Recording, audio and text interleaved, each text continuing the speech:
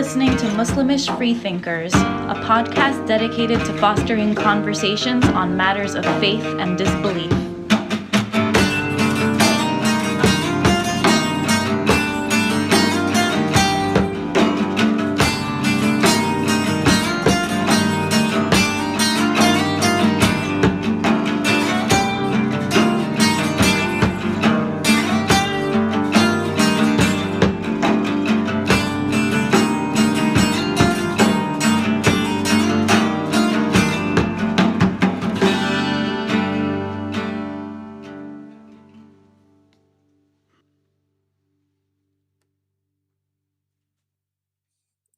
Welcome to Muslimish first virtual conference.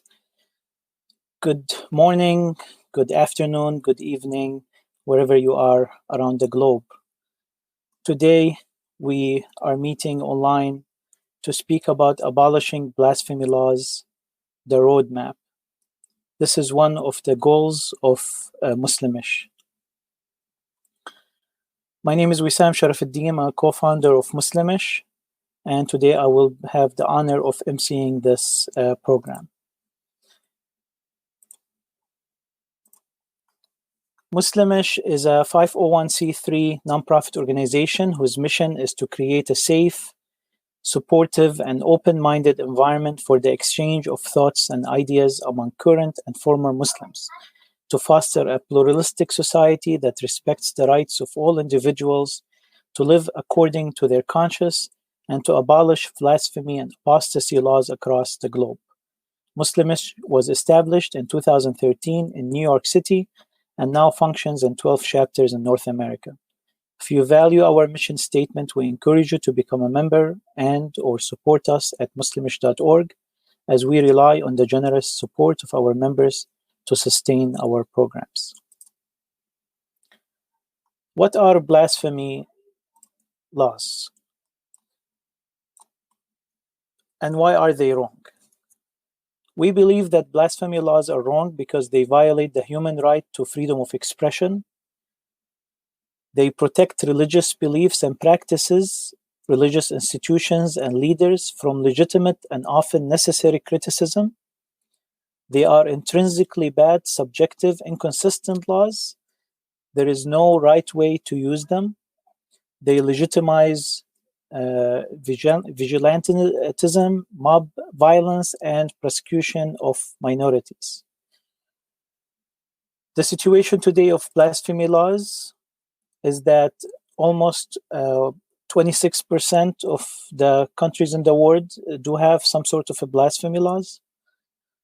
There are some countries that have repealed blasphemy laws, the first of which was France in 1881. That's the oldest country that repealed blasphemy law.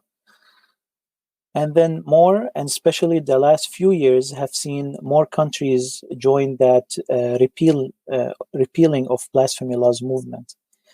Malta, Norway, Denmark, Iceland, Canada, Ireland, Greece, Australia, England and Wales, Netherlands, New Zealand, and Sweden. Nevertheless, these are the countries that have some sort of restrictions or sentences on up to death sentence for blasphemy laws. The US Library of Congress said in 2017 there were 77 countries which have laws criminalizing blasphemy, defaming religion, harming religious feelings, and similar conduct. 13 countries have death penalty for blasphemy. All of them are Muslim majority countries: Afghanistan, Iran, Malaysia, Maldives, Mauritania, Nigeria, Pakistan, Qatar, Saudi Arabia, Somalia, Sudan, United Arab Emirates, and Yemen. Today we want to speak about how can we continue our fight to abolish blasphemy laws, one of the obstacles in front of freedom of speech. And I will be joined by a very respected line of speakers. The first of which I'll have the pleasure to present is Ibrahim Abdullah. Ibrahim Abdullah is the Muslimish founder. He's an Egyptian-American atheist who grew up as a Muslim in Alexandria, Egypt. He moved to the United States in 2002. Brahim says, I was forced by overwhelming scientific information to admit the faulty nature of Islam and all religions. On the first day of Ramadan in 2008, I did not fast for the first time in my adult life, and I was no longer Muslim. End of quote. After coming out as an atheist in 2009, Ibrahim lived for 3 years as a former Muslim without having met any other ex-Muslim atheists or even knowing whether they existed. Finally, in 2011, he met another former Muslim in a New York City bar for the first time. This experience inspired him to meet other like-minded people. He sought the help of the Center for Inquiry and organized the first Muslimish meeting in New York City on May 30, 2012. Ibrahim takes pride in being one of the founding members of Muslimish who shaped the core principles and goals of the group, creating a safe environment for discussion, fostering a pluralistic society, and abolishing blasphemy laws across the globe. I present to you Ibrahim Abdullah. Ibrahim, welcome. How you doing, Wissam? Fine, how are you? Good. Good to be here. Okay, Ibrahim, take it over. Thank you. So, the idea of having a roadmap to abolish blasphemy laws that really started before our conference last year in New York. We were supposed to have another conference this year, but we can't have an in-person conference due to COVID. So we're trying to do this conference online, and hopefully, we have great speakers here who have a lot of experience in that field in trying to abolish blasphemy laws. For us, the main reason that we started the group, the main reason we started Muslimish, is to eventually reach that goal. And after 8 years of having meetings in multiple cities across the US, we have a big enough group of people now that we can say that we have a backing, that we are a group of people that are both atheist ex-Muslims or Muslims who don't agree with certain tenets of Islam, who have ideas that if they were to speak about it publicly, they would be considered atheists for all practical purposes. So we want to, I think we're after 8 years of having meetings in the US and Canada, we are now thinking like what we need to move on to the next goal for us, which is abolishing blasphemy laws. There's a lot of work that's been done by other organizations, not necessarily by Muslimish. And we really didn't, until I started deep research into this, we didn't really know what was going on, or what has happened in the past. And we really felt that we need to sit down with all the other organizations, both secular organizations and Muslim organizations, to present a united front with demands to abolish blasphemy laws, or try to create a roadmap for real steps to actually abolish blasphemy laws. Not patch things around, not just having meetings where in countries we are allowed to, or getting people out of Muslim countries where they're persecuted. We want to change the laws in the Muslim countries so people can speak freely there. This is a huge goal, and we wanted to have this meeting with other organizations so we can discuss how we can reach that, learn from the steps that have been made in the past, and try to present a united front that can achieve this humongous goal.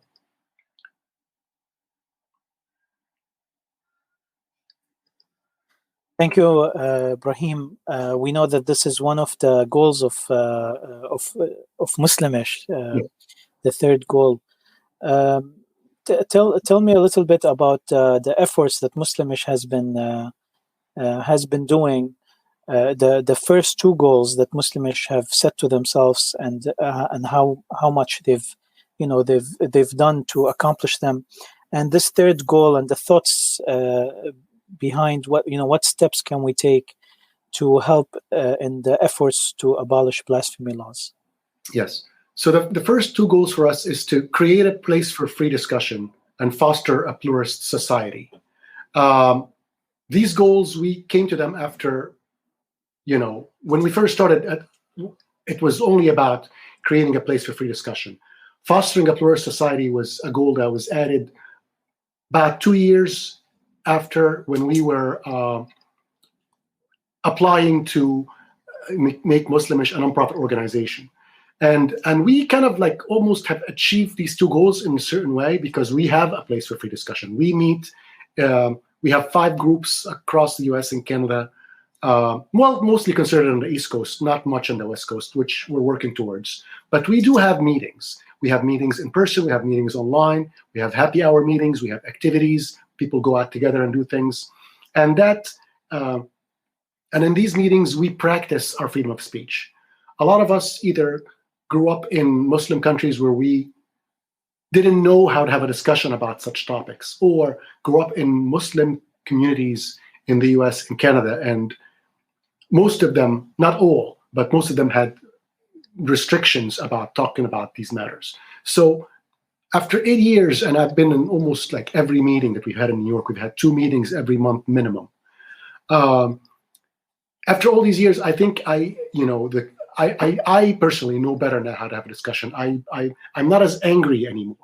I used to get really angry really fast, because I felt always that my freedom of speech was repressed. And any attempt that anybody did to make me not say what I want, I took that very hard, and it made me angry. And I think might be age as well, as I grow older, calm down a little bit, and being able to say what I want for a long time, that I think had a therapeutic effect on me personally. And I can see that effect on other people. So creating the place for free discussion, we kind of like, I've almost got a check mark next to that. We need to grow more spaces. We need to be in every major city in the US and Canada. But we are working towards that goal. We've achieved steps towards that goal.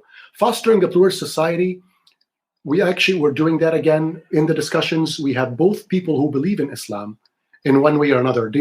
Most people who call themselves Muslims in Muslimish, they don't adhere to the strict interpretation of Islam. They have their own interpretations. They have things they don't agree with in Islam.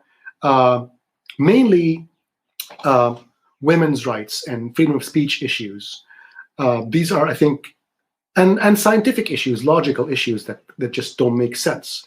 But there are people who still want to call themselves Muslim. They still want to practice one thing or another, and that's fine. And as long as they agree on the main core tenets of Muslimish, which place for free discussion, pluralist society, and most importantly, abolish blasphemy laws. Blasphemy laws affect Muslims more than ex-Muslims, in my opinion, because Muslims try to have a discussion, and the first thing they're faced with is like, well, this is not what it says in the Quran, or this is not what it says in Sunnah, and immediately they are like thrown out of discussion or accused of being atheists, which is something they don't want to, either agree to, or they don't feel that way. They really think they're Muslim, and they don't want to be called atheist, even if their main ideas are not Islamic ideas. And we see that a lot in Muslim countries too, because anybody who's trying to reform Islam in any way is accused of blasphemy, is accused of atheism, and they're thrown in jail. Even people who don't,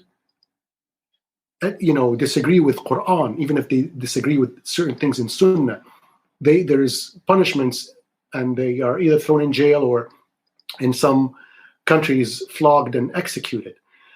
So this is a goal that I feel that we need to have a Muslim backing to achieve. It can't only be ex-Muslims. It can't only be atheists. We need Muslims who are under the gun for having ideas that don't fall within the rigid framework of Islam.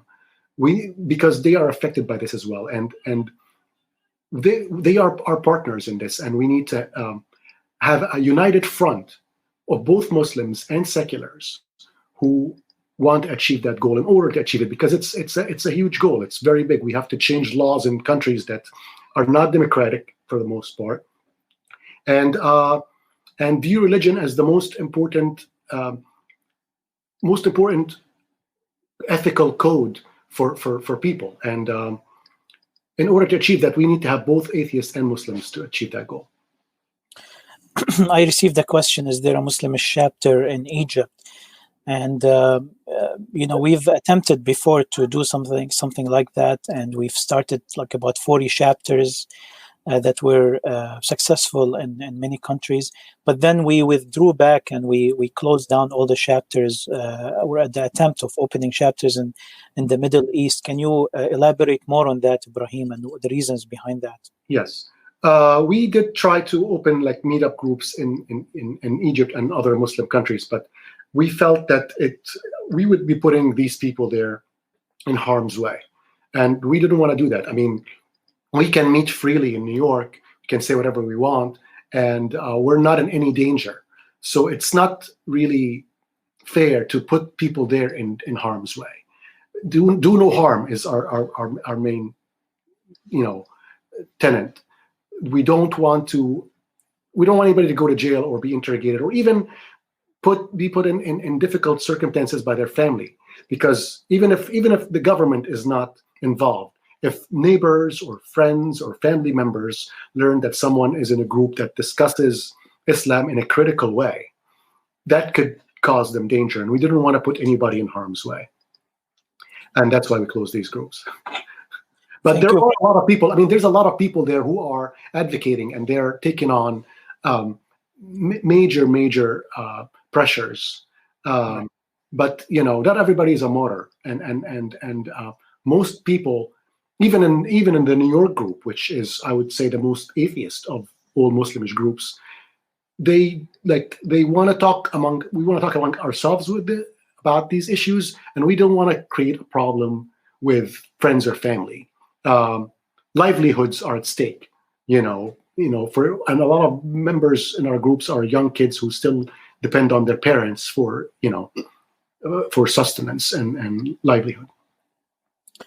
Thank you, Brahim. This is the importance of talking about blasphemy laws and how they suppress speech, that not only by law, but also by social pressure, right? So that's another issue that we even face here in the U.S.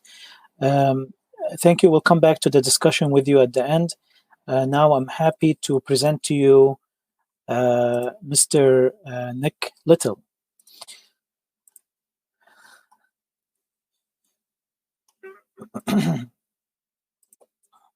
Nick Little is the Vice President and General Counsel of the Center for Inquiry, as the Legal Director.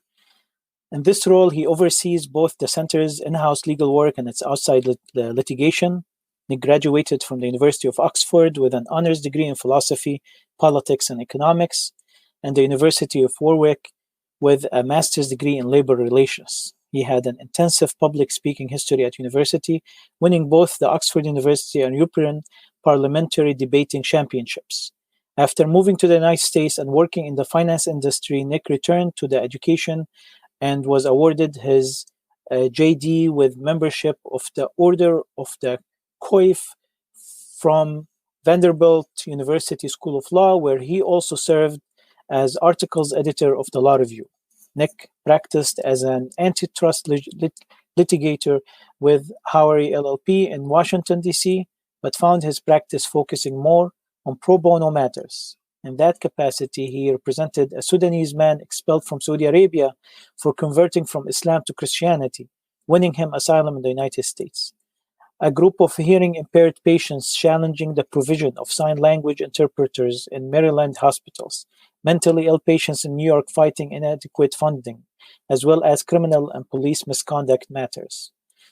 Nick joined CFI in 2013 as legal director and has worked for the recognition of secular celebrants across the country, as well as submitting amicus briefs on CFI's behalf to the Supreme Court in cases including Hobby Lobby versus Burwell, Obergefell versus Hodges, Whole Women's Health versus Cole, Zubik versus Burwell, and Trinity Lutheran versus Pauli, as well as circuit and district court cases. He supervised CFI's Florida litigation and is currently examining multiple possibilities for further action to protect secular humanist values and skeptical pro-science positions. Nick has involved himself in multiple local situations where the separation of church and state has been threatened. He has also worked closely with Michael Dodora and CFI's Office of Public Policy on lobbying matters, as well as providing advice on asylum issues related to CFI's work with threatened bloggers in Bangladesh and across the world. Nick can speak on a variety of topics, which include his expertise list at the bottom of his page that we will include in the comments section. Nick is an accomplished public speaker and can be booked by contacting CFI Outreach Department. And with no further ado, I present to you Nick Little. Hello, Nick, and welcome to the broadcast. Hello, Wissam. Thank you. I very much appreciate the introduction, and thank you to Ibrahim as well for setting the tone. I work for the Center for Inquiry. We're another 501c3 nonprofit. Our focus is on science, reason, and freedom of expression and humanist values. So we seek to challenge, on the one hand, pseudoscience across the country and across the world, but also to challenge the role of religion in public policy. In particular, one of the programs we run is a program called Secular Rescue, which has been helping bloggers and journalists across the world, but in particular in the Islamic world, who are suffering danger as a result of speaking out against religion. This program was started in particular after a contributor to one of our magazines, Abhijit Roy, was murdered in Bangladesh outside of a book fair. And his wife, Banita Ahmed, was attacked as well and was hospitalized and fortunately survived. And we recognize that in much of the world, the freedoms we take for granted, the freedoms to criticize religion, to speak freely, just simply aren't present. And so through Secular Rescue, we work to provide financial and legal support to people who are being threatened, whether that's relocating them out of the country to a safer place within their country, or simply providing them with funds such that they can disappear from the public eye for a while. So key to that has been the role of blasphemy laws, and it's something that the Center for Inquiry takes incredibly seriously and sees as a very significant problem.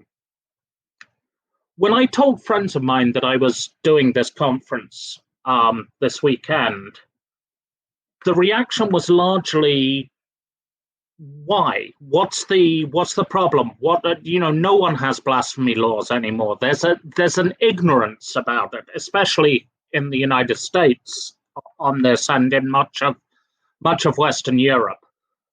For those who did understand why we were doing it, the response was very much that this was an issue in the Islamic world. But as anyone can see, this actually goes beyond the Islamic world on this. One of the things I want to say right at the beginning is not all blasphemy laws are equal. And it's very important. I mean, we oppose all blasphemy laws, but it's important to, when you're working out how to oppose a law, to look at the law itself. And blasphemy laws exist and have existed historically for two reasons. On the one hand, it's to protect either a specific religion or to protect religion in general. But on the other hand, it's also to protect the state, where the state is closely tied in to that religion. And you can see this, for example, in modern-day Bangladesh, where the situation where the blasphemy laws are used very often is in political matters, referring back to the Bangladeshi civil war and legal challenges to various of the actions, in particular of the military, during the Bangladeshi civil war. So when we're looking at this, it's important to realize that we're not solely looking at religious belief. There's also the impact of how religious belief can be very much tied in to the existence of the state. And there's possibly no better example of this than the Kingdom of Saudi Arabia, which exists purely as a religious organization that has taken on these state functions. So, as Ibrahim told us, and as Wasim told us, blasphemy laws are much more common than we think.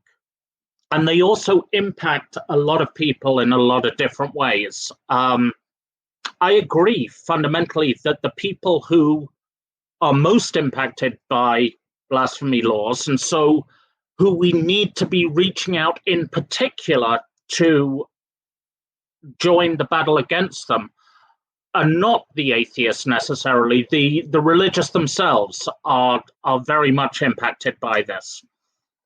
I've done a lot of work on church-state separation in the United States, dealing with state funding of public education, of religious education.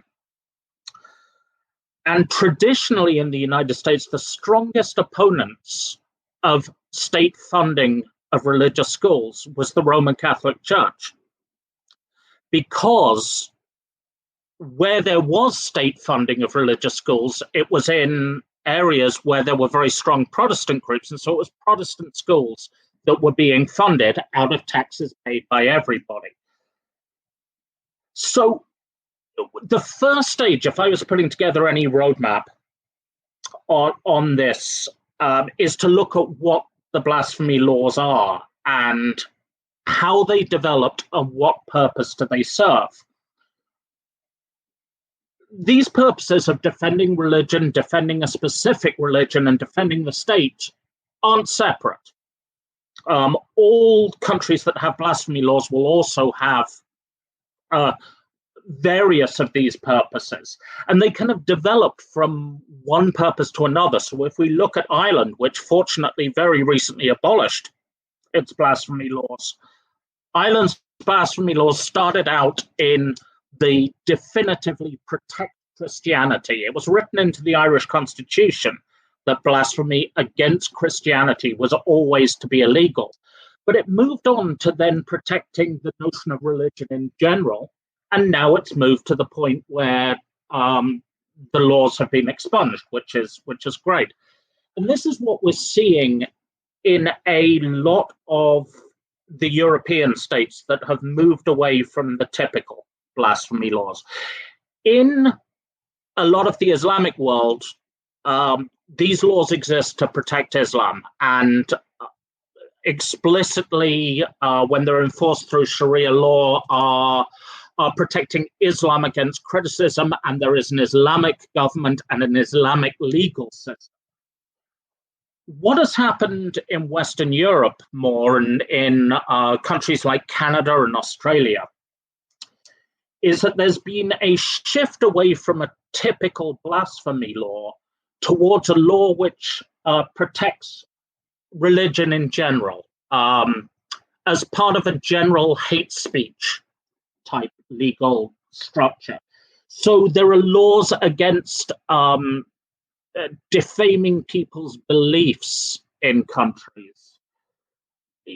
Poland at the moment, for example, it abolished its blasphemy law, but it's replaced it with a law based on religious freedom, where currently a store in Poland terminated an employee because the employee was posting on social media that all homosexuals should be executed.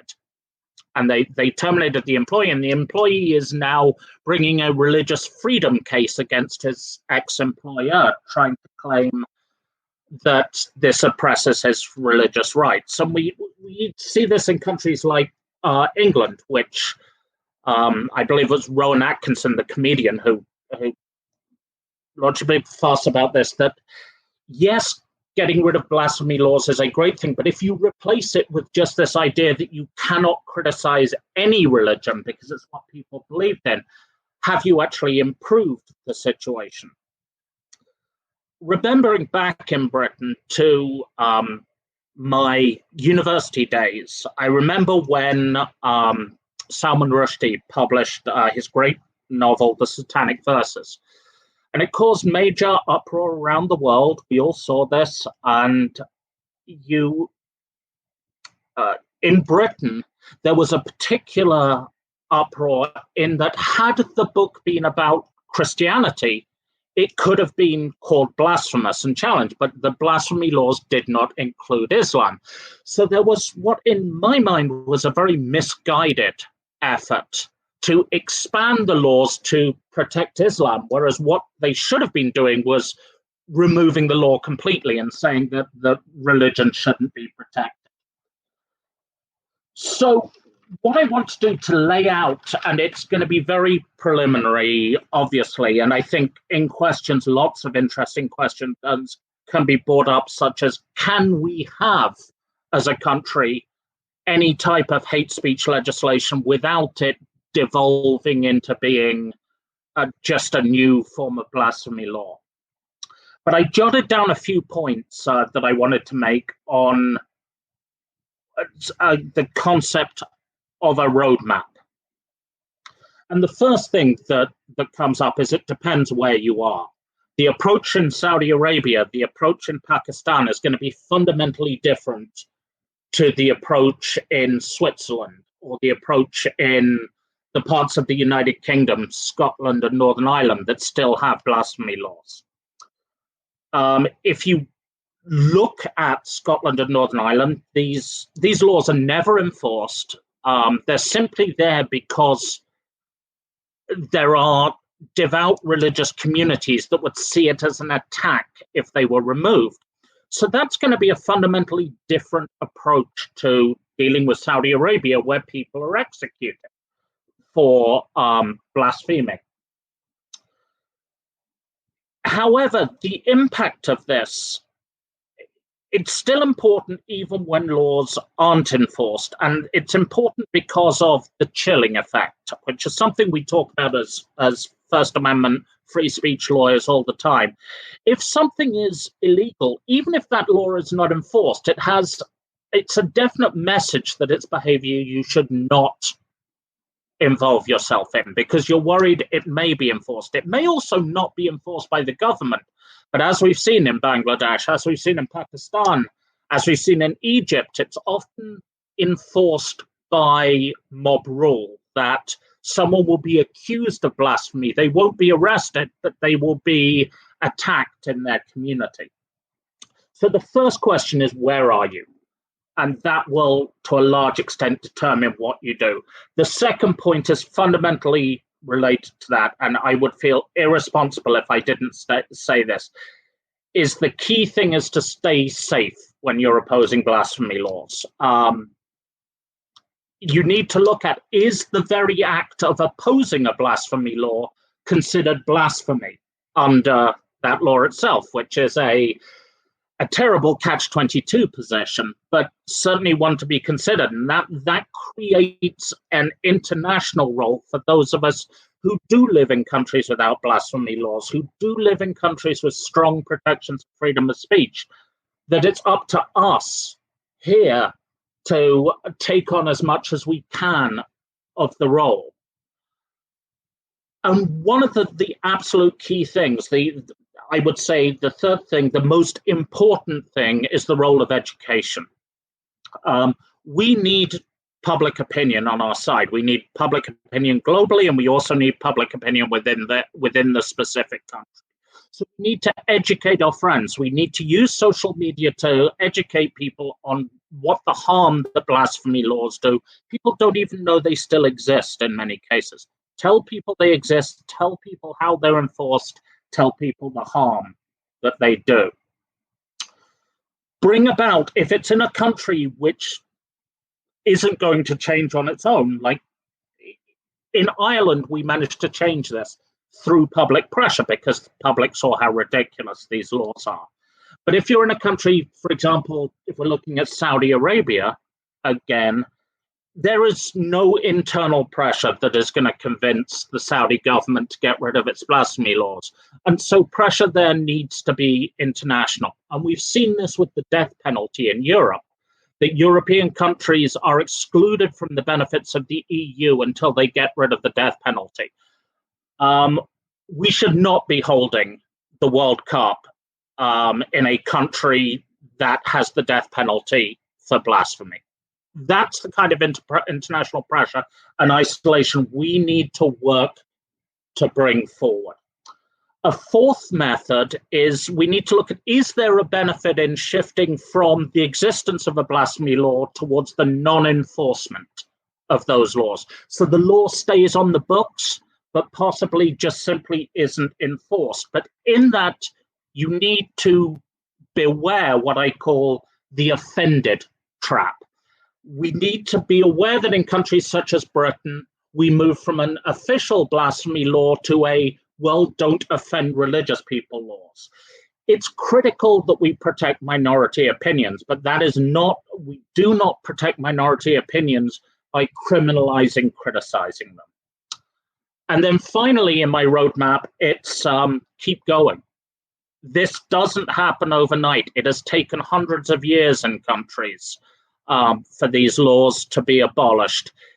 We need to keep fighting to continue onwards. The history is on our side on this, and we're going to win. Let's just make sure we win as quickly as possible, and we don't give up when we have negative results. Thank you. Thank you, Nick. That was very insightful. One practical kind of an action item that you've put on the table, maybe directly or indirectly, when you said that we should not hold the World Cup in a country that has blasphemy laws. I think these kind of events for countries that are trying to be normalized on the and enter into the global society, this is the kind of pressures we can apply through through FIFA, through different organizations. Absolutely. Yeah. And it's not, the critical thing is we're not alone there, and we need to look out, and we need to be working with women's rights groups who also should be saying the World Cup should not be in Qatar. With LGBTQ rights groups, we need to be working together with these people. We're not fighting individual battles. We shouldn't fight individual battles. Thank you, Mr. Nick. We're going to come back for more conversation. Right now, I'll be introducing to you our third speaker, and I have the pleasure of introducing Maryam Namazi. Maryam was born in Tehran, but she left Iran with her family in 1980 after the establishment of the Islamic Republic. She then lived in India, the UK, and then settled in the United States, where she began her university studies at the age of 17. After graduating, Maryam went to the Sudan and to work with Ethiopian refugees. Halfway through her stay, an Islamic government took power. She was threatened by the government for establishing a clandestine human rights organization and had to be evacuated by her employer for her own safety. Back in the United States, Maryam worked for various refugee and human rights organizations. She established a committee for humanitarian assistance to Iranian refugees in 1991. In 1994, she went to Turkey and produced a video documentary on the situation of Iranian refugees there. Soon after her return to the United States, she was elected executive director of the International Federation of Iranian Refugees, an international organization with 60 branches in nearly 20 countries. As director of the refugee-run organization, she campaigned on behalf of thousands of Iranian asylum seekers and refugees, having intervened successfully on many cases preventing. Some successes include preventing the deportation of over 1,000 from Holland, including having spoken at a parliamentary meeting on the issue, to a successful campaign against the Turkish government to extend the period in which asylum seekers can apply for asylum. Today, Maryam is the spokesperson of One Law for All and the Council of Ex-Muslims of Britain. She hosts a weekly television program broadcast in Iran on Saturday evenings in Persian and in English called Bread and Roses.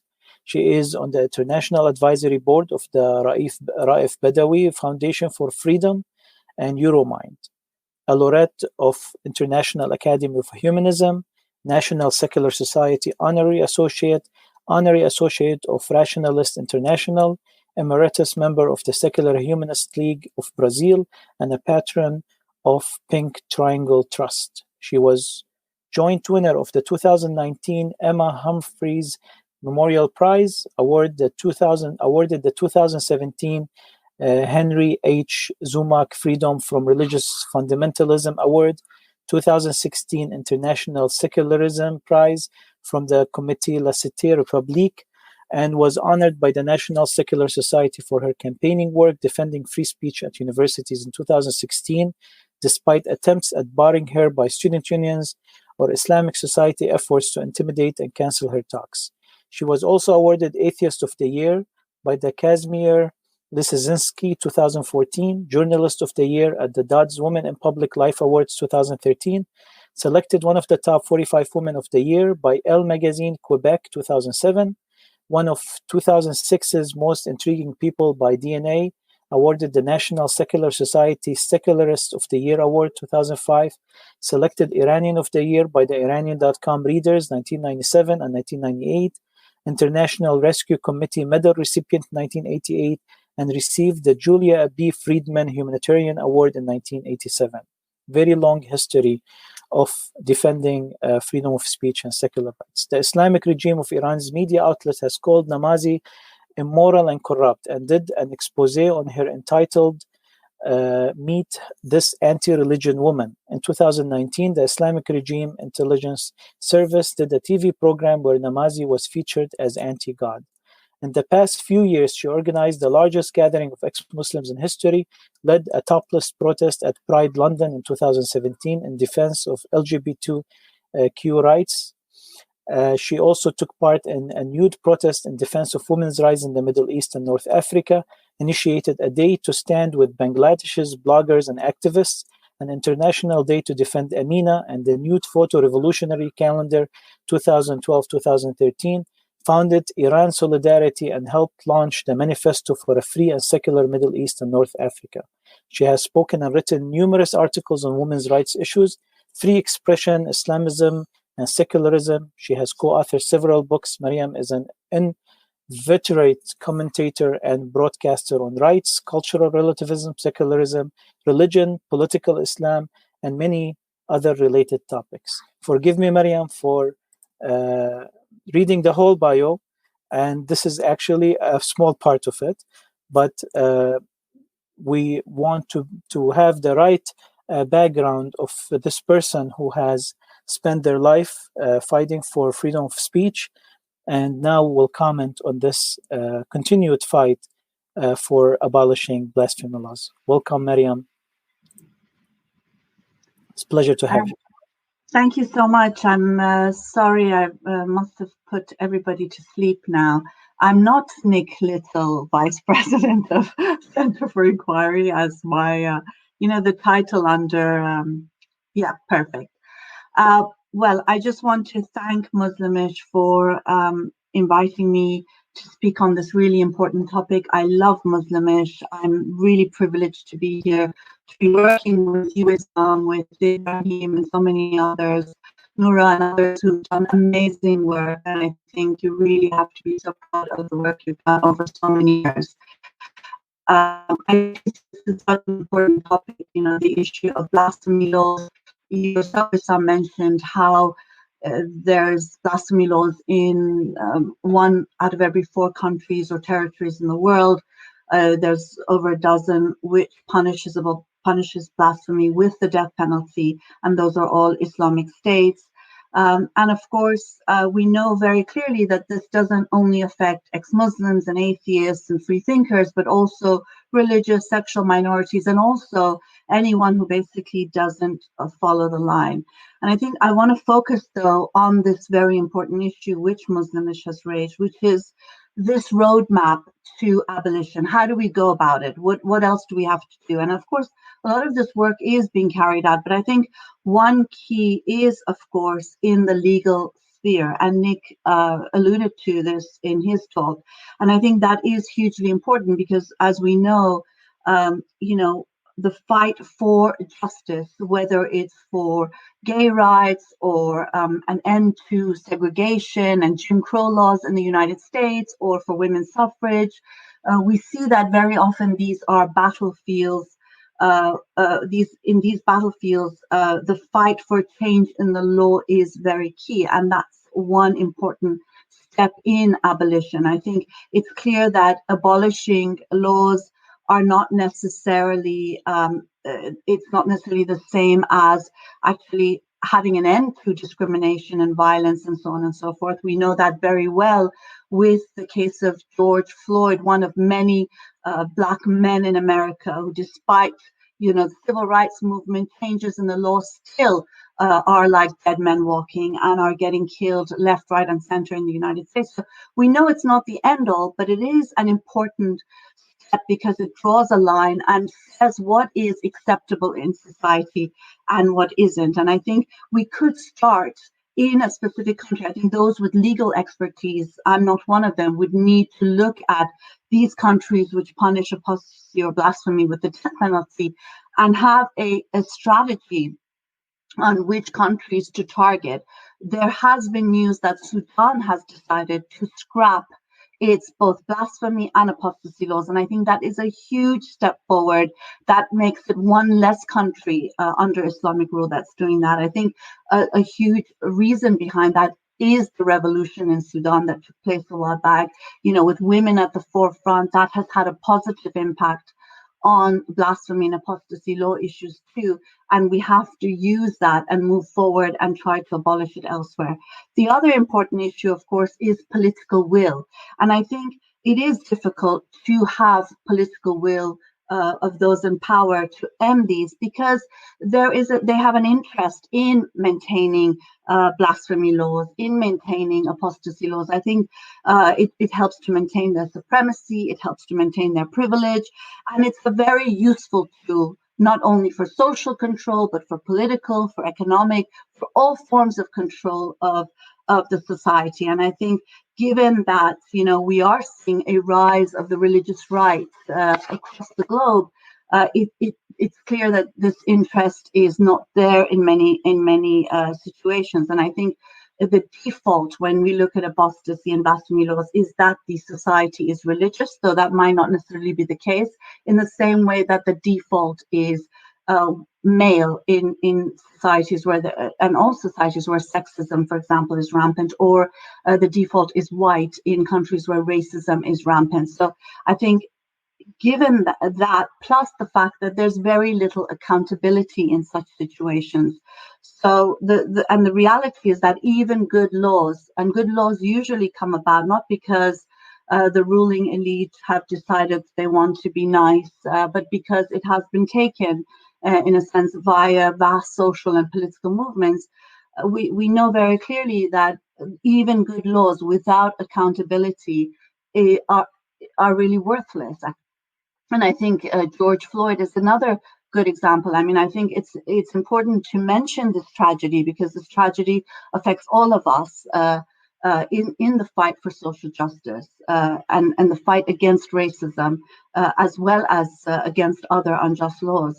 If you look at his lynching effectively by a policeman sitting on his neck, this policeman, for example, had many other allegations against him of killing, of beating, of torturing, and so on and so forth, and yet not once has he been disciplined. And therefore, there is this belief by those who are representing those in power and the dominant narrative that they can get away with literally murder. And we see that even in a place like Bangladesh, where there is no blasphemy law, that the Islamists are able with impunity to murder beloved heroes, really, like Abhijit Roy and others. And the so-called secular government even turning a blind eye to this. So I think, accountability is key. And I think families have a huge role to play in this demand for accountability. If you look at the mothers of Argentina, for example, if you look at, Stephen Lawrence's mother, he was a young man who was killed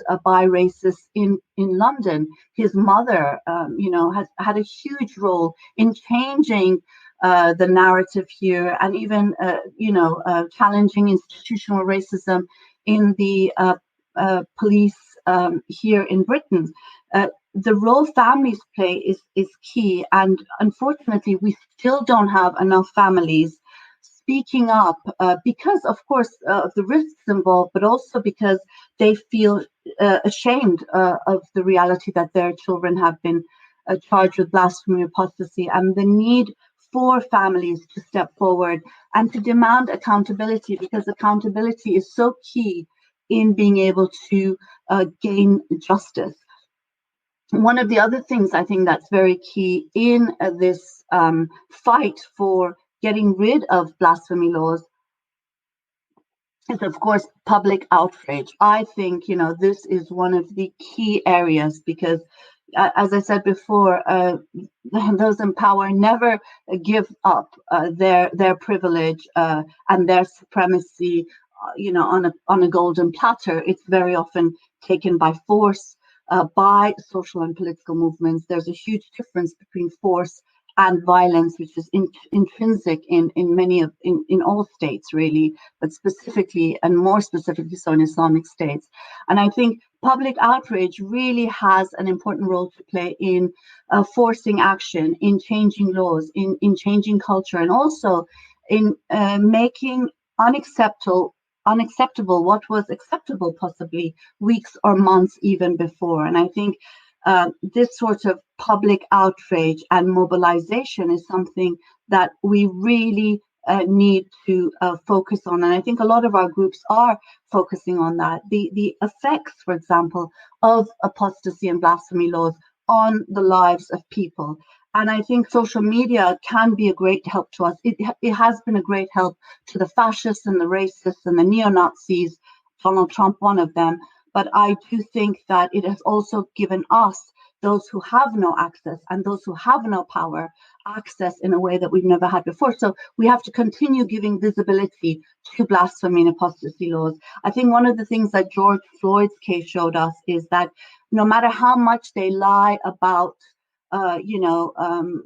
resisting arrest and this and that the video footage removed their mask and their lies, and it helped to bring about that the mass protest that we're seeing today. So I think, it also humanizes those that have been for so long dehumanized. And I think those who are condemned with blasphemy and apostasy cases are exactly in the situation, the callousness with which they are, annihilated, eradicated, killed, tortured, as if they are not even human. And I think removing that mask is something that we have a huge responsibility to do.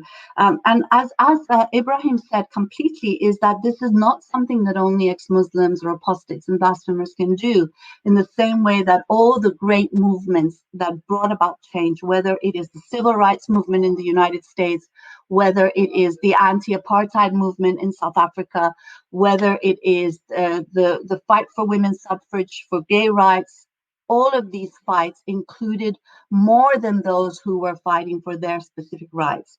And there is, I know very often we hear this term allies, people who are not who are not Black or who are not ex-Muslim, they're allies. I don't like that term because I think as human beings, we are invested and we have to have ownership in struggles against blasphemy and apostasy laws, as well as in struggles against racism. I have a problem with identity politics for this very reason as well, because only real victims, and not just anyone as part of the group, the most authentic part of that group is the only one who is able to speak out about the injustice that's taking place. And I think, in a sense, this is a human issue, and one that everyone needs to speak up for. And everyone has a responsibility to do it. I think when we separate identities and isolate and segregate people, then others don't see the need or the impetus and the responsibility and duty to intervene when lives are at stake. I think another issue I'd like to raise, because I've already spoken for 11 minutes, but I want to just get through my key points, is that this whole victim-based approach, of course, it's important for victims to speak up, but again, also, I think the very fact that someone's threatened with apostasy and blasphemy, but then goes and, for example, perpetrates racism or bigotry against migrants or Muslims, they have a prerogative to do that. But what helps that larger movement for human rights, for equality, for an end to discrimination, is one that goes beyond those divisions and sees our common humanity. And I do believe in that old saying, you know, an injury to one is an injury to all. And I think that has always been the key to successful movements. You can't, for example, liberate women if half the world's population doesn't want to support it. You have to bring in men to support women's liberation. You have to bring in believers to support the rights of apostates and blasphemers.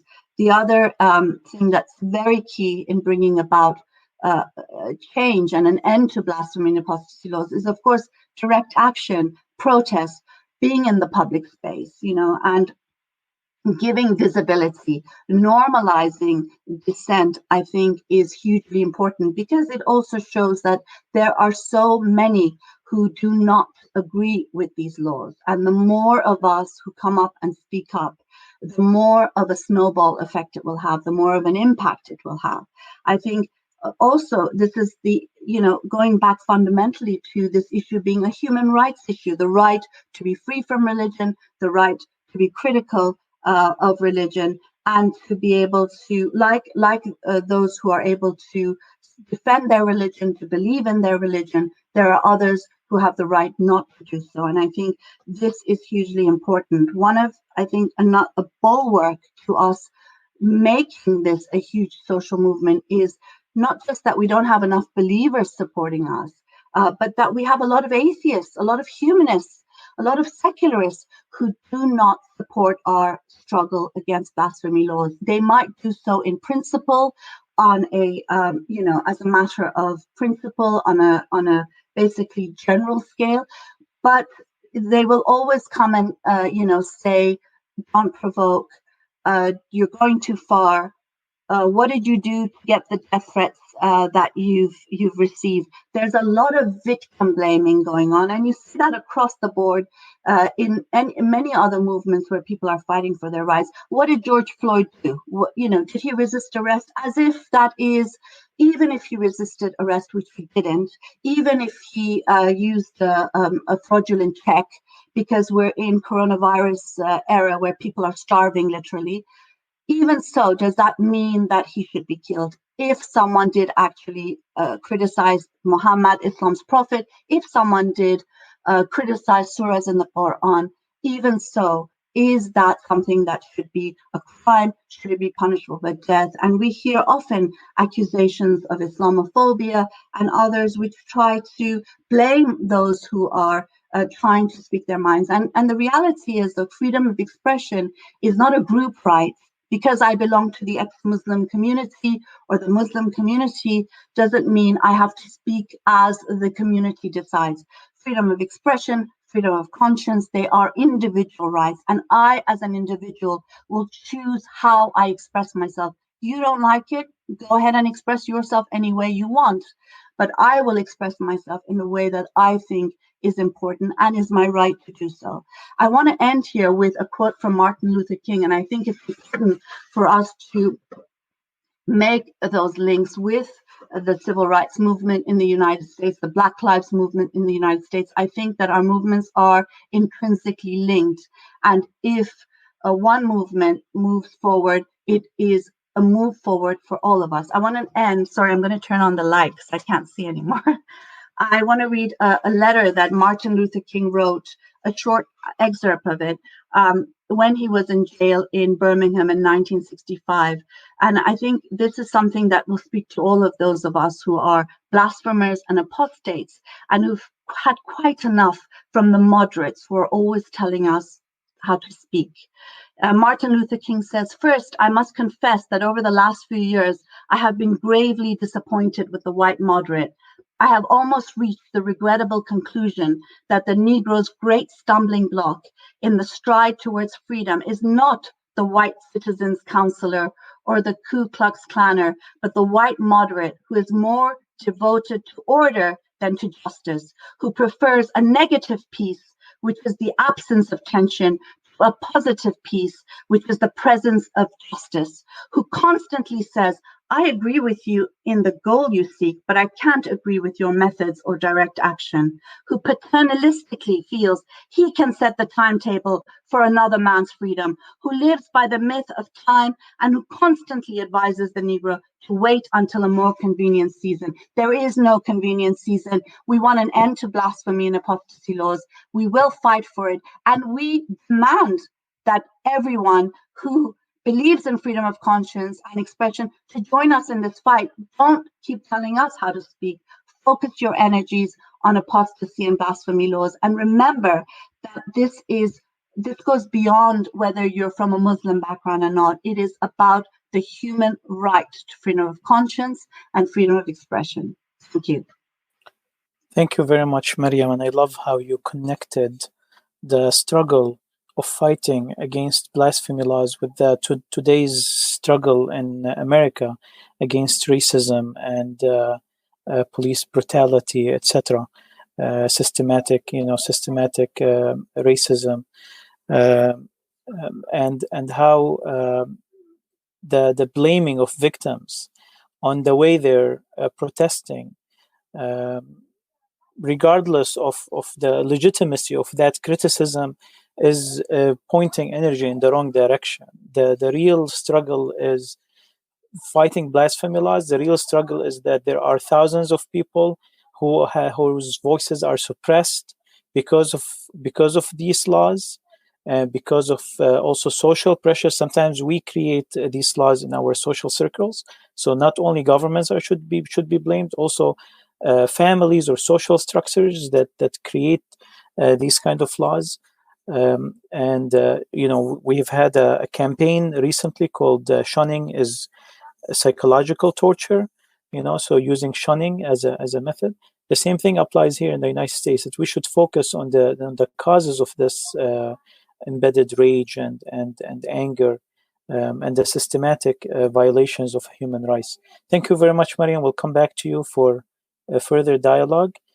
I'm happy now to present to you Amnesty International members in Detroit, Ken and Geraldine Grunow, who I've known for a very long time.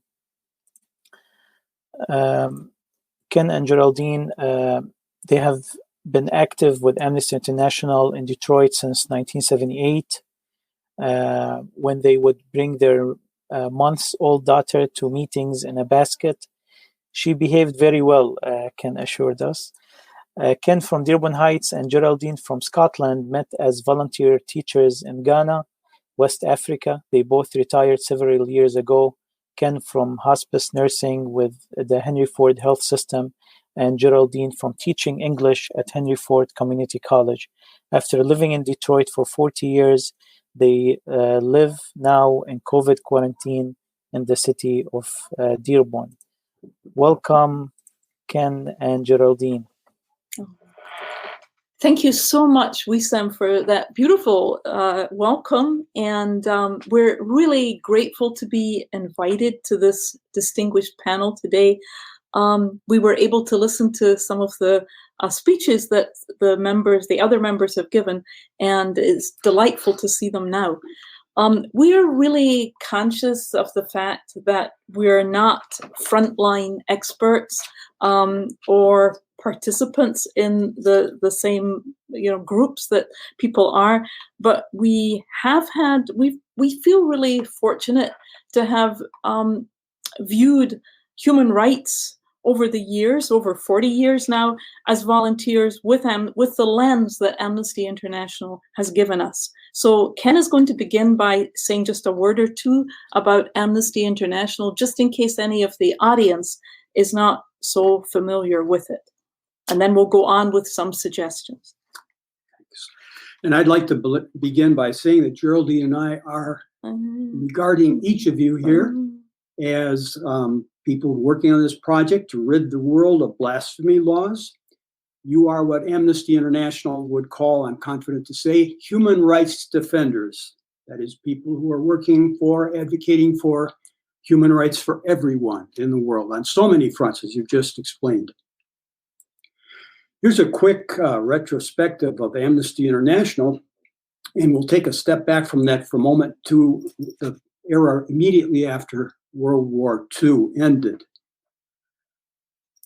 Picture yourself at that time, 1945, over 60 million people have died in a war, the second war of the century. And people were asking themselves, what are we ever going to do to prevent ourselves from destroying the world and ourselves? So they decided to make another attempt at founding a World Forum for Resolving Differences, which would become the United Nations. A Human Rights Committee was formed, led by Eleanor Roosevelt of the United States, Charles Malik of Lebanon, P.C. Chang of China, René Cassin of France, John Humphrey of Canada, and many other folks from across the world. They worked for over 2 years to form a document that would attempt to capture what is essential to human rights, the rights that belong to everyone just by virtue of living in this world. And I invite everybody that views us to have another look at those eloquent words. They're not perfect, but they certainly express a deep concern for world unity and approaching our problems together. Virtually every country in the world has signed that document, say they agree with the Universal Declaration of Human Rights. However, that document does not have the power to enforce itself. It requires treaties or conventions, as they're called, to be agreed to where the countries commit to following those values in specific areas. Now, Amnesty International. On the last Sunday of May, like this one, 59 years ago, Peter Benenson, a British lawyer, began an article in a London paper which was called The Forgotten Prisoners. He began with these words: "Open your newspaper any day of the week, and you will find a report from somewhere in the world of someone being imprisoned, tortured, executed because of his opinions or belief or religion, because they are unacceptable to his government. There are several millions such people in prison." End quote. Amnesty International took its beginning from that moment, that appeal for amnesty for prisoners around the world. That is to say that the governments of the world would say, okay, we'll forgive you for this. You will forget about the problems you've caused. We'll let you go. You're people who have not used violence. You haven't advocated violence. You're in prison solely because of your beliefs, your religion, your ethnic background, etc. And that's what Amnesty has worked on all these years since that time. Its primary tool is a polite letter or a message to a government saying, here's what we know about the person you have, and we're asking you for an improvement of the person's conditions, access to a lawyer, medical assistance, visits by the family, release. So that's how Amnesty got its start. And the request that Mr. Benenson made went virtually unanswered, but thousands and thousands of people said, this is a good idea. Why don't we get to work on this and see what we can do together on this issue? So Amnesty International's mandate, as they called it, based on the Universal Declaration of Human Rights, was originally limited to opposing torture in all cases, freeing nonviolent prisoners, and advocating for prompt and fair trials for political detainees. It has since then expanded to include the abolition of the death penalty everywhere, and to the entire list of 30 articles that are in the Universal Declaration of Human Rights. Now we'll discuss some specific suggestions for abolishing blasphemy laws. And these suggestions are derived from Amnesty International's mandate. Geraldine. Okay. So we have 3 suggestions, and they echo a lot of what's already been said. That's one of the the fun parts of being last is that you can hook onto the good ideas that other people have given. But these are ones that we came up with because of our lens, I think, that the Amnesty International lens. One is that Amnesty International strongly recommends a human rights education curriculum from early childhood on until adulthood. Most parents who practice a religion really feel, I think, an obligation to hand down their own religion to their children. And this is probably natural, maybe praiseworthy. But when children grow older, they should be educated informally at home about the respect that they should have for religions that are different from their own. And at school, they should be taught formally about the Declaration of Human Rights, particularly the value of the separation of church and state, the right of everyone to practice any religion or no religion. That's Article 13 of the Declaration. These are topics that religious parents might find difficult. So it's good that they would be done in schools. And these lessons can be given in social studies classes and enhanced by invitations to representatives of various religions to speak to students, especially if the schools are religious schools. Even some kind of in-service learning would be useful for them. Particularly, there should be, we believe, a special focus on the rights of women and girls, on LGBTI rights within all religions. And sadly, in fact, these rights are especially, it seems, neglected or opposed by many religions, and not just Islam.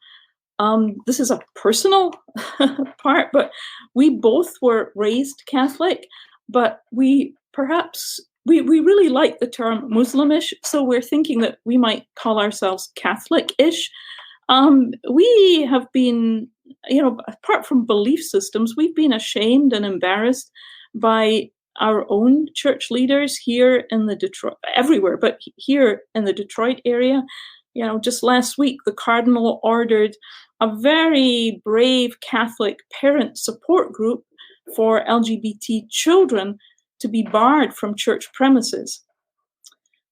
And of course, patriarchal leadership is common across many religions. So the idea of equality for women is really important.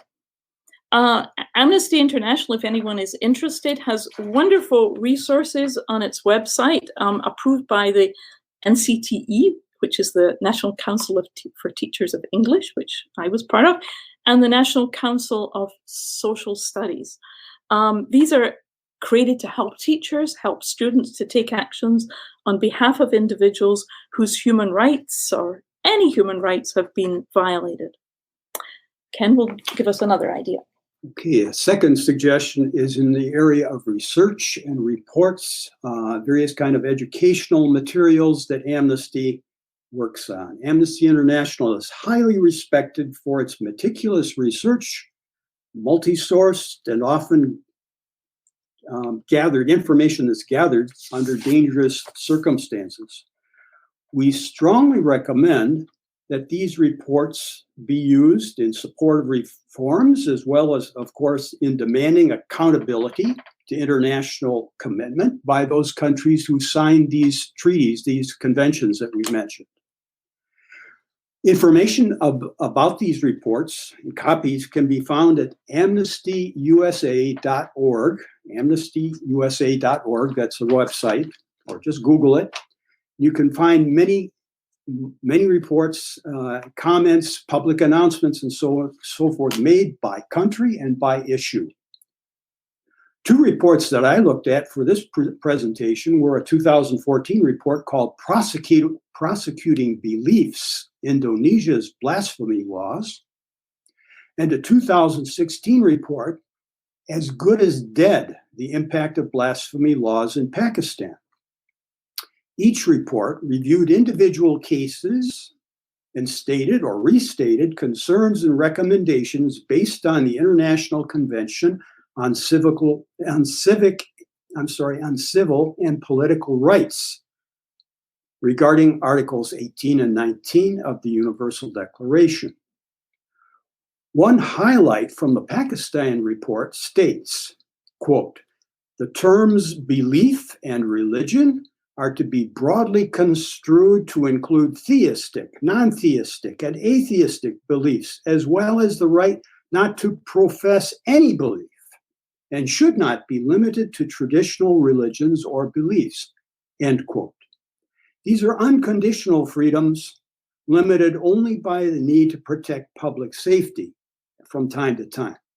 It's important to note that the common use of blasphemy laws, as Nick and others have reported, is not only used by governments to intimidate people and so forth, but also sometimes by individuals and by non-state actors to make false accusations with ulterior motives, and such as related to land disputes and family quarrels, etc. I mean, this can be used for very trivial kinds of charges. So Amnesty's reports say you should check into this kind of behavior as well as to things that are more formal.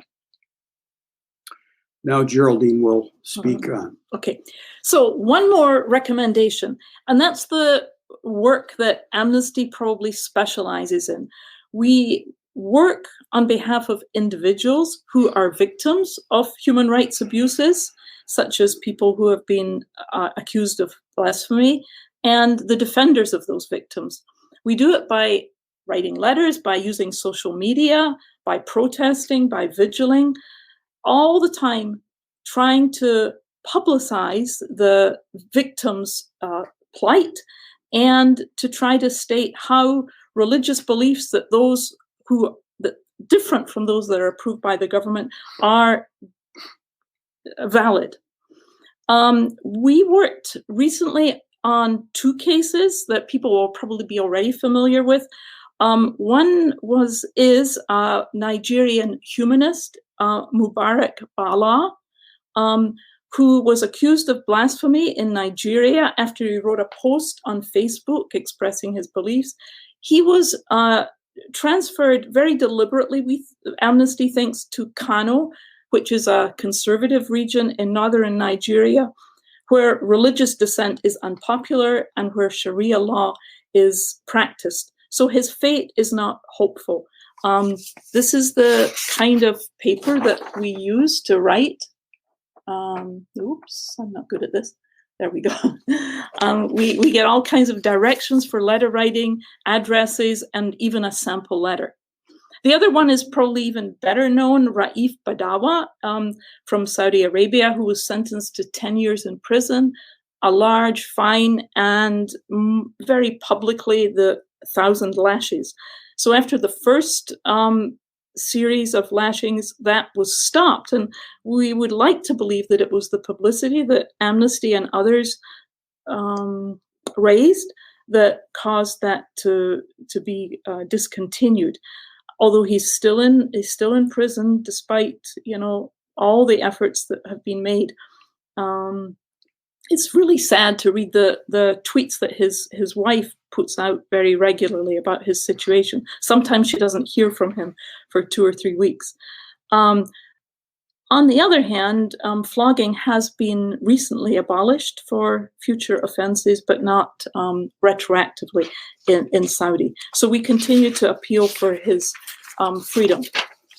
The last case is one of a Christian woman who was imprisoned in Pakistan for 5 years, Azia Bibi, who was able to be released thanks to the work of a really brave lawyer. And he is now working on behalf of a woman who has literally taken her place in jail, another Christian. And interestingly, something that was new to me was that the blasphemy laws in Pakistan are a relic of the British occupation of India from the 18th century. So these are, old laws, and they're often filed against Christians because so much for religious reasons, as Ken mentioned, that The sort of secondary reason is that they are looked down on socially as untouchables. So those are just 3 examples. Plenty more online if you're interested. So we believe that work on cases like this is effective about 50% of the time. We may not secure freedom for prisoners, but sometimes people get to see a lawyer or a doctor or their family. And sometimes cruel punishments like lashings are stalled. So Ken will wind it up, yes.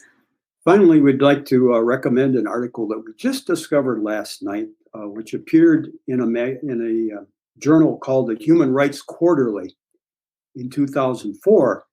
And it was written by an academic from the University of Michigan, whose name is Susan Waltz, a personal friend, but also an Amnesty expert on arms transfer and human rights abuse.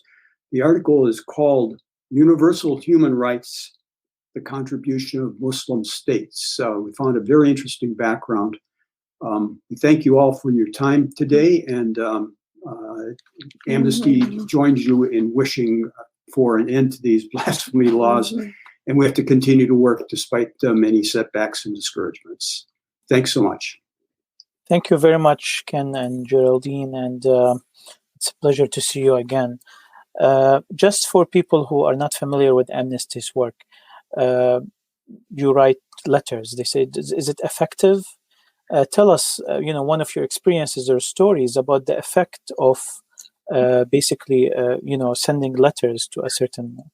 Well, we could tell you the story of a woman in South Africa when it was the time of apartheid, and she was actually a church worker working with a priest, a Catholic priest, and they were both arrested and detained for some time under really bad circumstances. They were released after a lot of publicity, after a lot of letter writing. And in the old days, we used to keep carbon copies of the letters do you remember carbon paper, where you wrote the letter and then underneath? So we used to keep copies of those letters.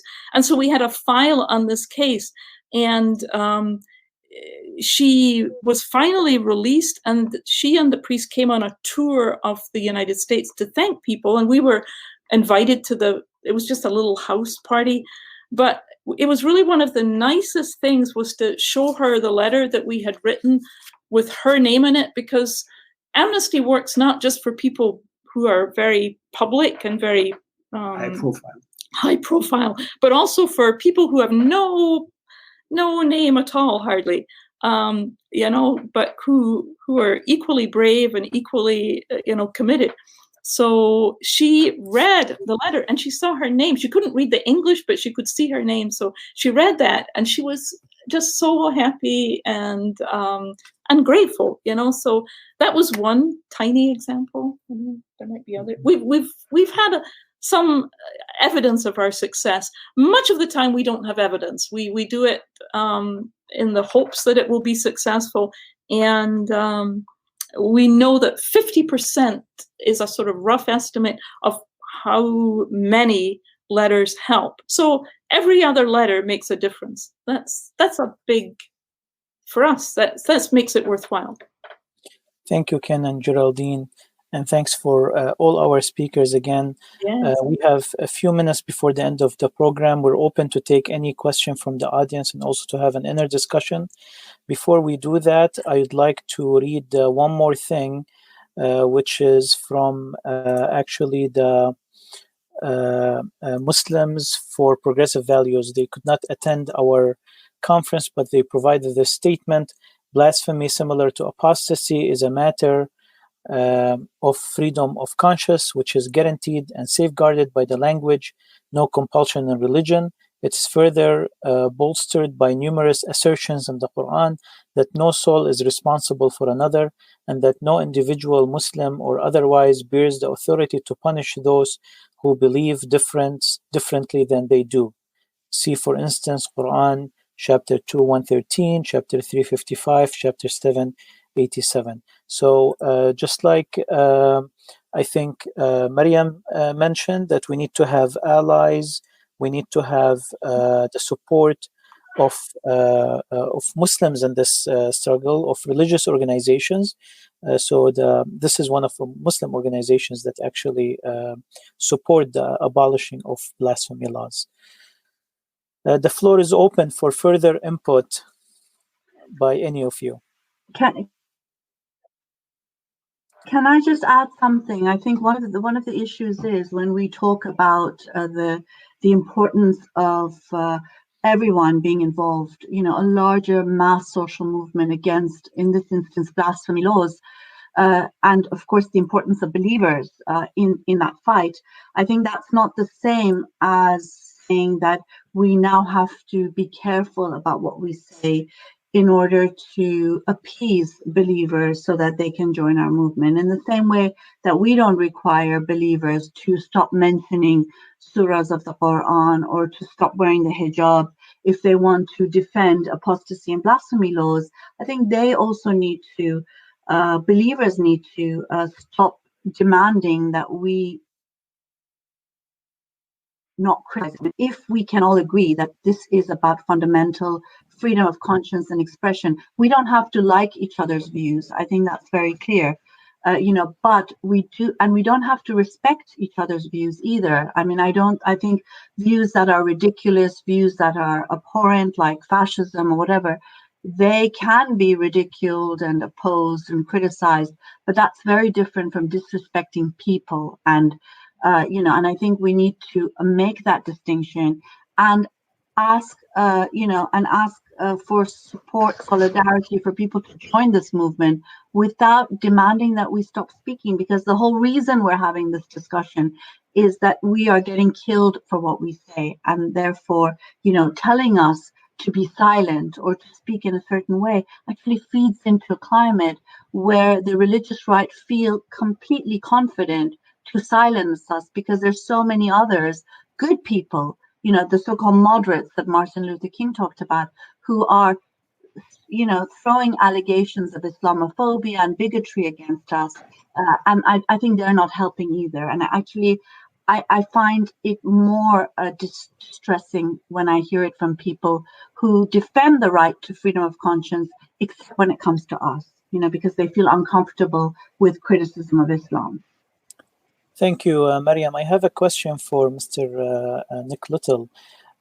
You've mentioned that there are some, there's some unawareness of the existence of blasphemy laws, even in some Western societies. And I've came across in one of my researches, even blasphemy laws in the state of Michigan here that are very strict, but they're not implemented, right? They're not put into practice.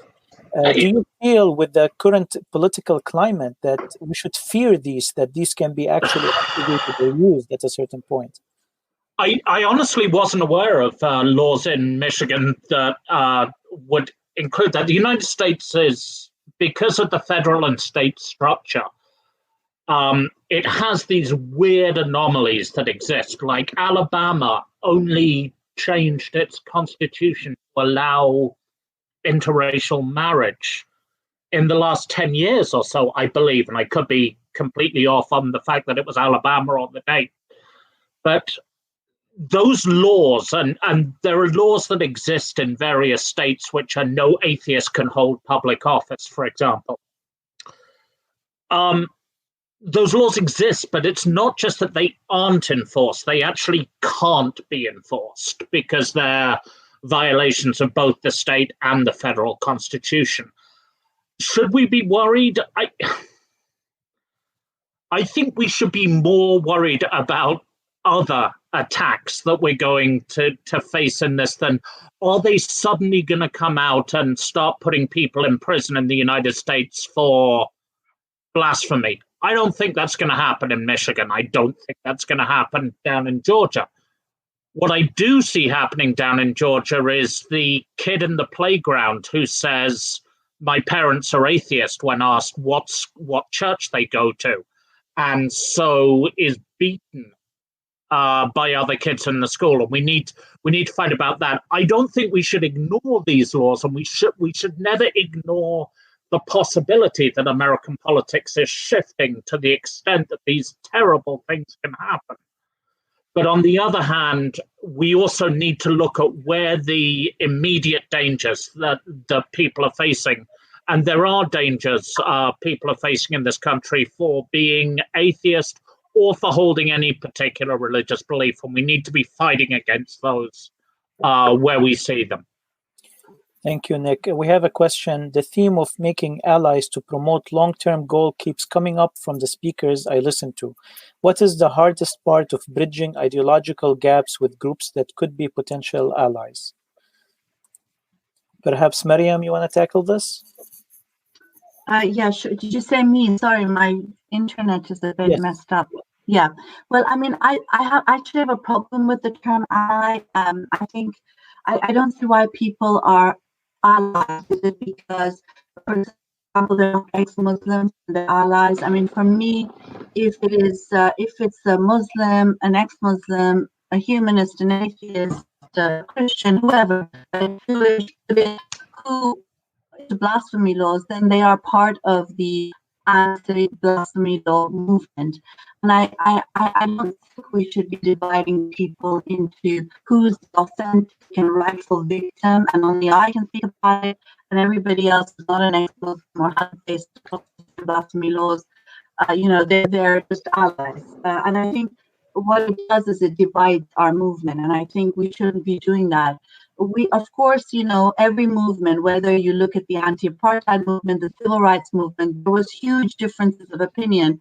Just if you take the civil rights movement in the United States between Malcolm X and Martin Luther King and so many others in between, where there were differences in strategy and tactics and so on. However, I think when you are creating a mass movement, it is, despite any ideological differences, despite our differences in so-called backgrounds and so-called identities, that we have common goals. And I think that, that's where we need to be, that's where we can build this movement. And that's why we can include believers and non-believers who agree that blasphemies are inhuman, they are, not worthy of citizens of the 21st century. And so for me, I think, it's not so much about making allies, it's about creating that movement. And also, I think the problem with the term allies, as I mentioned, is that it does then give people the sense that this is not their movement. And we're not going to win if a lot of people don't think that ending blasphemy laws is their movement, in the same way that those who are part of Black Lives Matters have to know that we are also part of that movement. You know what I mean? If you're just allies, you kind of cry a little bit for George Floyd, and then you feel a little upset and you shout at your TV, and then you go about business as usual. And I think, we need to build this movement where we are invested in changing this. And I think one of the ways is to say, look, blasphemy laws doesn't only affect us psycho-atheists that make fun of religion and mock religion and ridicule religion.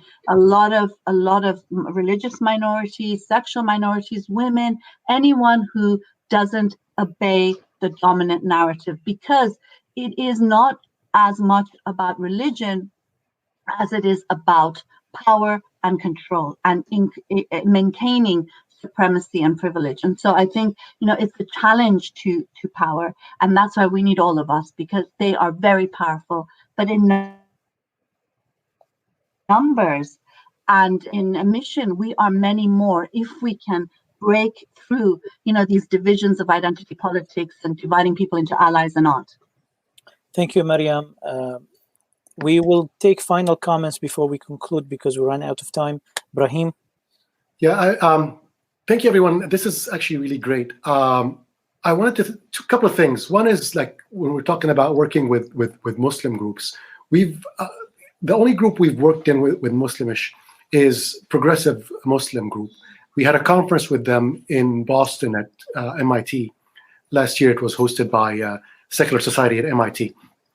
And that ended up, being, instead of like talking about the common goals, the common objectives that we can achieve together, it ended up being talking about our differences. And I think that was because I think that was one of the biggest challenges, is that whenever we work with Muslim groups, they want to assert the fact that they are very Muslim because they are always attacked by the religious right, by the real extreme groups that they are atheists. So when they sit next to us on a panel, they want to assert the fact that they are very Muslim and everything they believe is in Islam, and that's fine. And I think we kind of need that. We are not gonna censor ourselves because that's why we started our movement in the first place. We just, I think, have to be selective in the topics of discussion. If we can go in with definitive topics about abolishing blasphemy laws, and this is what we're going to talk about because this is what unites us, I think it will be very effective because there's also the practical side of this. We're gonna, if we want to achieve this goal, if we want to actually gonna get these blasphemy laws removed, we're gonna have to deal with governments that have to explain this to a religious majority, and they have to have an excuse. They're gonna have to have a way out of this, and we can't make it more difficult for them. We want to get this done. So we have to allow them to have their religious excuse, even though there are other things that are exactly the opposite. If they want to use these couple of verses that you say they're compulsory religion, great. Let's use it. I mean, I want to, as long as we achieve the goal, I think that's fine. And we have to. I think that's answering the question about what is the hardest thing in working with so-called allies, which I'm not going to use that term. Go ahead. Can I just say 2 or 3 things about this? I mean, one of the things is that I think that it's not accurate from my perspective to say that there's a religious majority, because I think that very often, because there is a dominant Sharia law and a religious right in power, that it gives the impression that they are speaking on behalf of a majority. And I'm not sure if that's the case. And I think very often we do see, if you look at revolutions, for example, or uprisings in the Middle East, in North Africa, very much so, they are not religious uprisings and revolutions. They are very secular, they are very modern, they are very progressive. And I think that, we need to take into account that just as Trump doesn't represent all Americans, and that religious right in that country. And we're seeing another face of America, though, everyone's always fed Trump and the white power type of people, that there are many different countries in every society, including those we come from, or, that are Muslim majority. That's one. The other thing I want to say is, I do want to challenge Muslims, because I think that, at least from my perspective, every time there has been a reach out to Muslims, it has been from us, not from them. It has always been from us. And we are always bending over backwards to include Muslims. They refuse to come to many of our events. At Gay Pride, for example, they accuse us of Islamophobia, whilst we defend both Muslim and ex-Muslim LGBT. They will never defend ex-Muslim LGBT. So my thing to the Muslim moderates is the same thing that Martin Luther King said to the white moderates, which is that, I am more frustrated with you than I am with the Islamists, because I know where I stand with the Islamists, but you are constantly making excuses for our expense over our dead bodies. And I think that it's time, and that's what I mean about building a movement. You also have a responsibility in this movement, not just us, because there are also Muslim critics, Muslim reformers who are dying under blasphemy laws, because there are Christian and other minorities, sexual minorities, women who are dying under these laws, and you have just as much a responsibility as I do. And I will raise my hand to you and stand with you always. But how many times have you stood with me? Honestly, there's not that many times. There are not that many times. And I think, they need to start asking themselves very, very strong questions about why they haven't taken part and where their responsibility lies in these apostasy and blasphemy laws. Their silence is killing us. Thank you, Mariam. In recapping, and I'll give also a final word for Mr. Nick and Ken and Geraldine. And recapping, when we talked, me and Brahim, about creating the next conference, and we talked about with the other members too about this conference on abolishing blasphemy laws, we started actually communicating I actually had a conversation with Nick in a previous event about this, and Brahim had conversations with different organizations about, what can we do practically to really work on this goal and help, like attack the source of a lot of the repression that happens in the Middle East due to these laws, because sometimes they're used as an excuse and a blanket to silence a lot of people with different levels of criticism. So to make this, we wanted this to be, that's why we titled it The Roadmap. Abolishing Blasphemy, the Roadmap. What can we do? And there were very, very much practical methods that were laid out today that we want to mobilize to. We talked about, and please help me if you want to add more if I forgot any. We talked about starting from families. We talked about the power of the families, the mothers. Mariam, she focused, she put the spotlight that when a person is suppressed or is jailed or detained, his family, especially his mother, his father, his siblings, they can they can actually take that momentum and create a movement to fight for this injustice for all together. So we also talked about joining organizations that continually fight for the freedom of expression and against political imprisonment, like Amnesty International, were very organized in sending letters, and they have action plans, and they have great programs for high school clubs for different levels of involvement, whether it's technological or by writing, and they have members all over the world. And that's one easy organization to join and to get to work right away. From your first meeting, I guarantee you're going to be writing letters. I've experienced it myself. So we also talked about supporting organizations that are taking the legal fight, like Center for Inquiry. Mr. Nick Little, he has stood in front of many courts to fight blasphemy laws. And we've talked also about protesting. We talked about normalizing dissent. Sometimes being, you can keep your personal beliefs or opinions to yourself, but sometimes also stating them and being bold with your convictions is not only practicing your right of freedom of expression, but you're actually helping others by normalizing these different expressions, by emboldening others who are afraid of expressing the same opinion. So freedom of expression in that sense can help. I'm not going to talk more than that. I'll leave final words. We'll start with Mr. Nick. Obviously, everybody who is listening, thank you for turning out.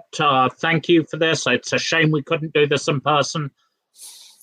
This is a long battle. This isn't something that's going to be solved overnight. It's not something that in the past has been. It's a fight that we need to keep continuing. We need to win the fight in public opinion, and we need to not get disappointed when we have setbacks. So I'll keep on doing what I'm going to do, and it's educate your friends, educate your family, educate people around the world about what blasphemy laws are and how they hurt people. Yeah. Thank you. Ken and Geraldine? Yeah. Folks, when I was back in my 30s, many years ago, at the beginning of this, I talked to a guy who was about my age at that time, and I asked him about Amnesty's work and how it had been for him over the years. He said, well, our business as Amnesty people is really to work ourselves out of a job, and so that we won't be needed anymore.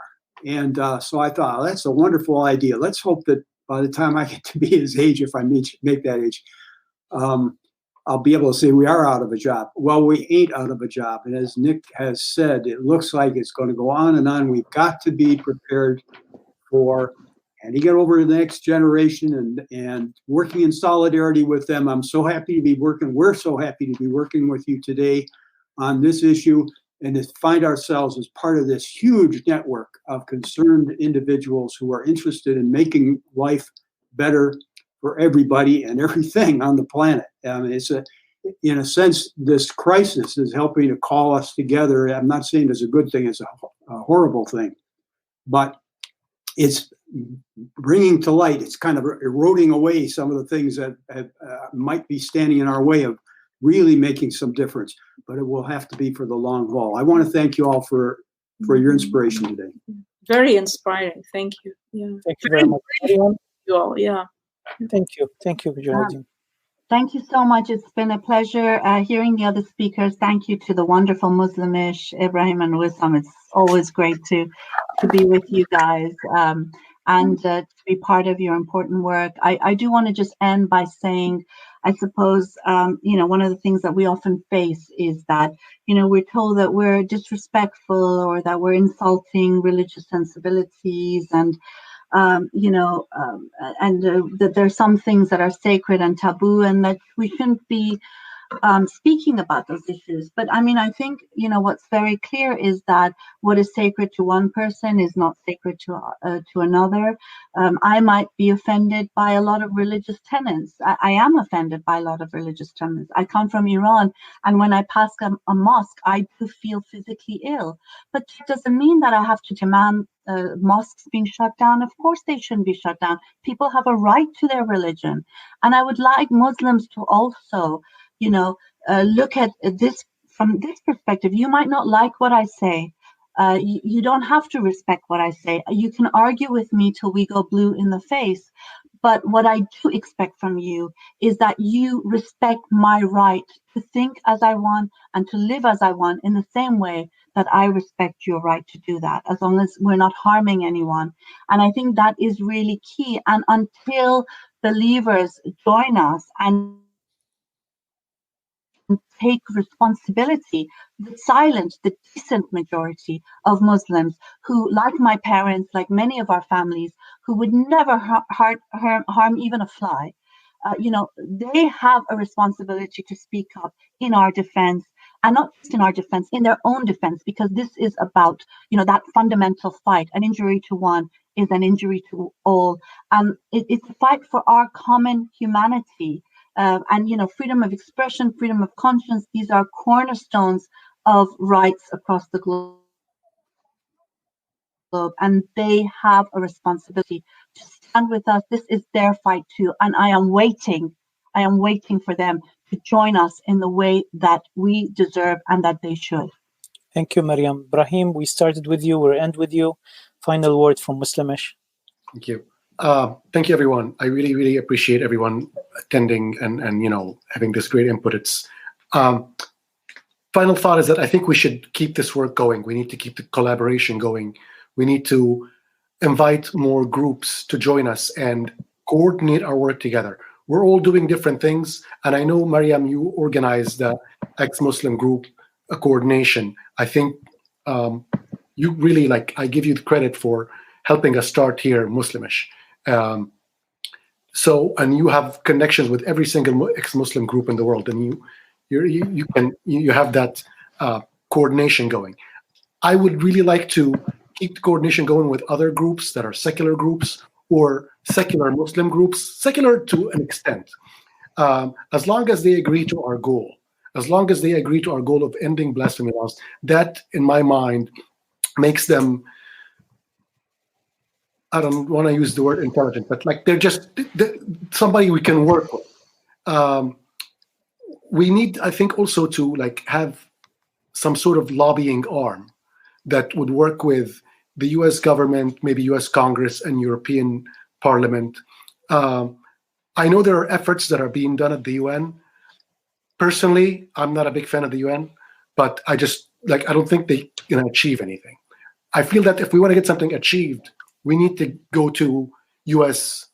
government. If we want to actually get some, and I agree with what Nick said earlier. We're going to win this. This is going to happen. We're on the right side of history. Blasphemy laws will end. We just want to end them sooner rather than later. And I think we need to focus more on where the real problem is, which is in Muslim countries. That's where there's the real problem, and maybe we approach this by starting with blasphemy laws in Michigan, because that's something that we can actually change probably easily, and it could be part of the roadmap. I just feel that we need to continue this effort, and it shouldn't be just like this one meeting. We need to keep this going. We need to collaborate. We need to inform each other of the efforts and invite more organizations to work with us to achieve that goal. Because once we remove that sword from above people's necks, I think we're going to have a real tsunami of atheism. I was in Egypt during the revolution in Tahrir Square, and I was there before Mubarak left. And before Mubarak left, there was a lot of opinions. There were like people who are secular, people who are Muslim Brotherhood, people who are nationalists. There were different ideas. Everybody was speaking about all these ideas. Once the revolution kind of succeeded in removing Mubarak, the Muslim Brotherhood took over. And maybe that's something that I feel that there is a Muslim majority. I feel that if you put anything to elections, the Brotherhood type will win. That's what I've seen, is that every time you put it to the ballot box, put it to elections, you're going to get the Brotherhood. And the Brotherhood, in my opinion, is a terrorist organization. And it's not recognized as a terrorist organization in the US. And maybe that's something we need to work on as well. We need to, I feel, be practical in order to achieve our goal. If we're going to have to work with, some sort of,